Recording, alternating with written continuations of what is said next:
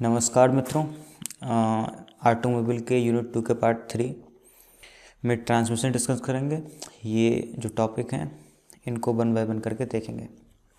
तो सबसे पहले देखते हैं कि हम फ्रंट एक्सल क्या होता है। ठीक है, तो जैसे कोई गाड़ी है, ठीक है, उसमें ऑटोमोबाइल की बात कर रहे हैं तो 4 पहिए होते हैं। ठीक है, तो ये जो पीछे वाला होता है इसे रियर बोलते हैं और जो इसका मतलब आगे का हिस्सा होता है उसे फ्रंट बोलते हैं। ठीक है, तो ये जो मेन रॉड होती है जिस पे ये दोनों पहिए माउंट होते हैं आगे के, इसको बोलते हैं हम एक्सल। ठीक है, तो इसी को बोलते हैं फ्रंट एक्सल। तो यही लिखा है, front wheel of a vehicle are mounted on the front axle. ये दोनों व्हील इस पर माउंट है ना। तो अब इसके फंक्शन क्या होते हैं। पहला होता है it support the weight of front part of a vehicle, मतलब आगे का जितना भी वज़न होता है इस गाड़ी का वो सारा इसी पे सपोर्टेड होता है। दूसरा इट फैसिलिटेट स्टेयरिंग को फैसिलिटेट करता है ये axle. It absorb shock which is transmitted due to the road surface irregularities. जो हमारी रोड सरफेस की वजह से, मतलब जो गड्ढे वड्ढे होते हैं उनसे जो शॉक्स आते हैं उनको भी एब्जॉर्ब कर लेता है। It's absorb torque applied on due to the braking of a vehicle, मतलब ब्रेक करने पे जो टॉर्क आता है उसको भी आगे एब्जॉर्ब कर लेता है। ठीक है, अब दूसरी बात आती है type of a front axle. जो हमारे फ्रंट एक्सल होते हैं वो कितनी तरह के होते हैं, तो ये 2 तरह के होते हैं मेनली, डेड फ्रंट एक्सल और line front axle. Dead front axle क्या होता है। Dead axle are those axle which donate rotation को डोनेट करते हैं। These axle have sufficient rigidity and strength to take the weight, मतलब इनमें इतनी रिजिडिटी और स्ट्रेंथ होती है कि ये सारा वजन अपने पे सह सकें। The end of the front axle are suitably design for the accommodated the stub axle. Stub axle के हिसाब से इसको डिज़ाइन किया जाता है। और दूसरा होता है line front axle. Line axle are use to transmit power from the gear box to front wheel. Line front axle although front wheels, मतलब देखो डेड फ्रंट एक्सल क्या होता है कि अगर ऐसे हमारी एक गाड़ी है, ठीक है, इसमें पीछे इंजन लगा हुआ है, मतलब जो पीछे वाले जो टायर हैं इनको हम इंजन से ऑपरेट कर रहे हैं, आगे वाले जो हैं वो केवल ये जो पावर लगाएंगे उसकी वजह से चलते हैं। नॉर्मली हमारी जो गाड़ियाँ होती हैं कारें वगैरह वो इन्हीं पे चलती हैं, लेकिन कुछ गाड़ियाँ होती हैं वो 4x4 होती हैं। ठीक है, तो उनके जो एक्सल होते हैं मतलब उसमें आगे को भी क्या हमारा जो होता है इंजन मतलब गियर बॉक्स लगा हुआ होता है वो पावर कर रहा होता है, तो उसको बोलते हैं लाइन फ्रंट एक्सल। ओके, अब बात आती है स्टीयरिंग सिस्टम।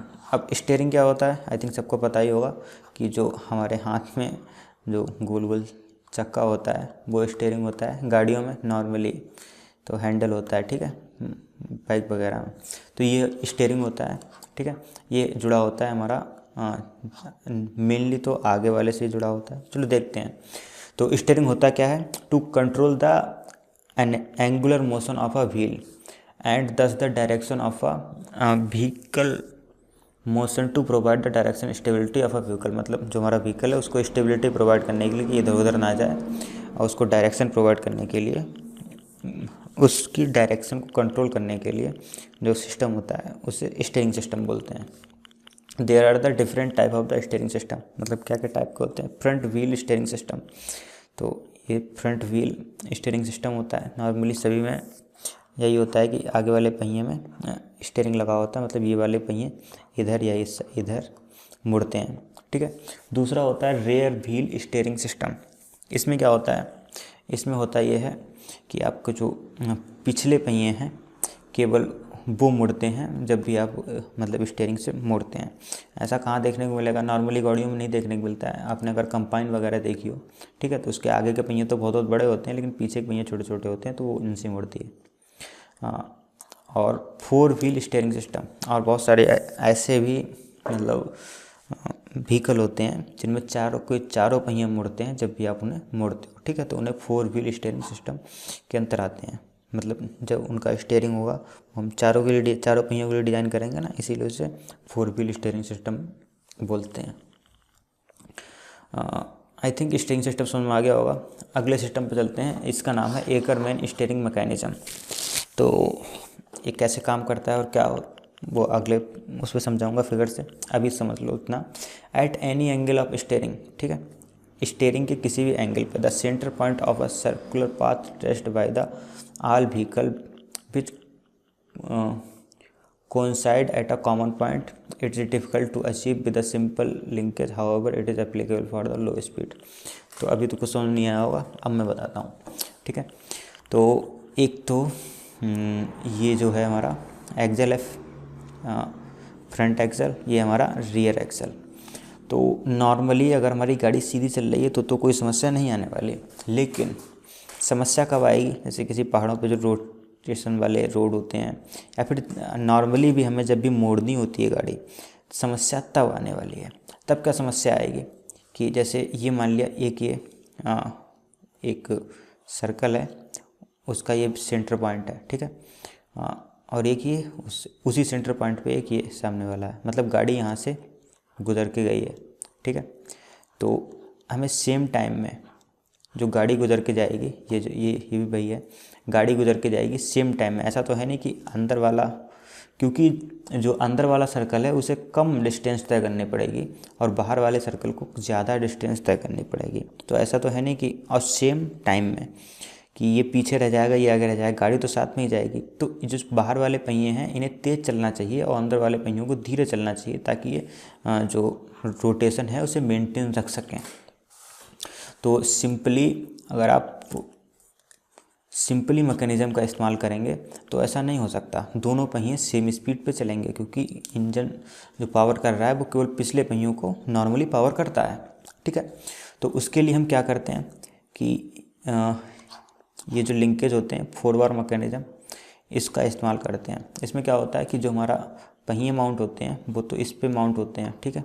ये फिर इसमें हम अलग से एक रॉड लगाते हैं, ठीक है। तो अगर इसको इससे जोड़ देंगे और जो स्टीयरिंग होता है हमारा जो, उसे हम इससे जोड़ते हैं और फिर इसको इधर या फिर इधर करते हैं, ठीक है, और इसे गाड़ी को कंट्रोल करते हैं। तो अब क्या करना है कि ये 4 बार मैकेनिज़्म है, इससे हम मतलब कोई ऐसा बेनिफिट नहीं मिलता है कि हम जब गाड़ी मोड़ें तो एक पहिए को, मतलब एक साइड के पहियों को ज़्यादा स्पीड मिले और एक साइड के पहियों को कम स्पीड मिले। तो हम इसमें क्या करते हैं, एक छोटी रॉड, मतलब ये अगर मान लिया 10 सेंटीमीटर का है तो इसे लगाएंगे 7.5 की या फिर 8 सेंटीमीटर की, ठीक है। तो इस तरह की छोटी रॉड लगाते हैं, तो उससे क्या होता है, जब भी नॉर्मली गाड़ी चल रही होती है तो कोई दिक्कत नहीं आती है, तो सीधे चलती जाती है। और जब भी हमें टर्न लेना होता है तो ये इस तरह से मतलब इस तरह से मुड़ती है। ये जो है स्लिप एंगल ऐसा बनाती है। स्लिप एंगल क्या होता है कि उस गाड़ी सीधे चल रही है, उससे जैसे ही गाड़ी मुड़ेगी जो पहिए का एंगल बनेगा, जैसे ये गाड़ी मुड़ी हुई है तो इसके बीच का जो एंगल बनेगा उसे स्लिप एंगल बोलते हैं। तो स्लिप एंगल ऐसे बनाती है कि जो बाहर वाला पहिया होता है उसे ज़्यादा रोटेशन मिलते हैं, वो तेज़ चलता है, अंदर वाला कम तेज़ चलता है। यही होता है एकरमैन मैकेनिज़्म, ठीक है। तो अब ये कितनी छोटी बनाएं, मतलब ये भी तो होता है ना। तो ये इस तरह से होता है कि ये जो पहिया है, मतलब उसको इतनी छोटा बनाते हैं कि यहाँ से ऐसे ऐसे काटते हुए ये जो पिछला वाला हमारा एक्सल होता है यहाँ के मिड पॉइंट पे कट करनी चाहिए। तो उससे क्या होगा कि हम अगर ये गाड़ी को पूरा मतलब सर्कल में रोटेट करना चाहें तो गाड़ी सर्कल में भी रोटेट हो सकती है। तो यही होता है एकरमैन मैकेनिज़्म, ठीक है। अब कुछ मतलब टर्म हैं उनको समझते हैं। कैस्टर एंगल क्या होता है, तो कैस्टर एंगल है tilt of a king pin centre. अगले उससे समझो, अच्छे समझ में आएगा आपको। ये होता है, देखो आपने देखा होगा कि कुछ गाड़ियाँ होती हैं, नॉर्मली जितनी भी गाड़ियाँ होती हैं उनमें जो मेन पिन होती है, किंग पिन क्या होती है कि जिस पिन पे ये पहिया घूम रहा होता है वो, और जो मेन शाफ्ट आती है उनके बीच में सीधा इस तरह से नहीं होता है, ठीक है। उनके बीच में कुछ एंगल बना हुआ होता है इस तरह का, ठीक है। तो उसी को बोलते हैं कैस्टर एंगल, मतलब इन दोनों के बीच में जो एंगल है उसे कैस्टर एंगल बोलते हैं। इसको अगर इस साइड में है तो इसे नेगेटिव कैस्टर एंगल बोलते हैं और इस साइड में है तो इसे पॉजिटिव कैस्टर एंगल बोलते हैं। ये तो जीरो कैस्टर एंगल होगा ही, ठीक है।